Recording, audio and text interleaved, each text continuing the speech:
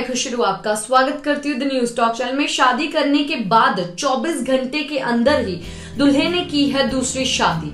तो चलिए जानते हैं क्या है ये पूरा मामला, इसके ऊपर नजर डालते हैं। मेरे साथ लास्ट तक बने रहिए। पर उससे पहले अगर आपने हमारा चैनल अभी तक भी सब्सक्राइब नहीं किया है तो जल्द से कीजिए, बेल आइकन को जरूर दबाइए, इस वीडियो को लाइक कीजिए, शेयर कीजिए। ये जो पूरा मामला है हमारे सामने यूपी से आ रहा है। यूपी के किशोर नगर में एक है सुधीर एक्चुअली में पेशे से इंजीनियर है और उसकी शादी जो है माजी थाना की एक लड़की से होने वाली थी।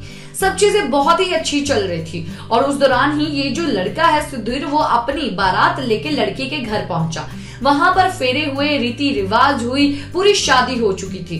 24 घंटे के बाद लड़की को एक्चुअली में सुधीर जो है वो अपने साथ बारात के जरिए वो अपने घर ले जाना चाहता था, जो कि ये पूरे रीति रिवाज है। इस दौरान ही जब वहां पर लड़का जब पहुंचा घर पे, तब वहां पर सन्नाटा छाया हुआ था।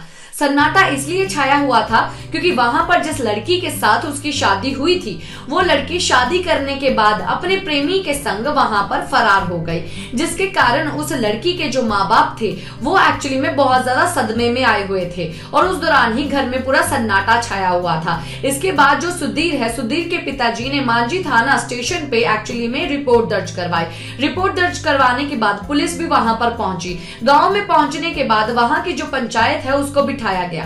पंचायत ने वहां पर बैठे हुए सुनीता नाम की एक लड़की के साथ सुधीर नाम के उस लड़के की फिर दोबारा से काली मंदिर में शादी करवा दी। पहले तो ये सब चीजें समझने के लिए काफी ज्यादा मुश्किल हो गई थी। वो एक्चुअली में इंसाफ चाहते थे और उस दौरान ही वहां पर लड़की पक्ष के जो घर वालों को ढूंढा गया, उनको बुलाया गया, पर वहां पर वो घर पे नहीं थे, वो डर के मारे वहां से फरार हो चुके थे। और उस दौरान ही वहां पर पंचायत ने ये डिसीजन लिया कि उनके गांव में ये बारात आई है और उनकी गांव की बेइज्जती नहीं होनी चाहिए और इसीलिए एक लड़की है जिसका नाम है सुनीता, और सुनीता भी जो है वो शादी के योग्य हो चुकी है।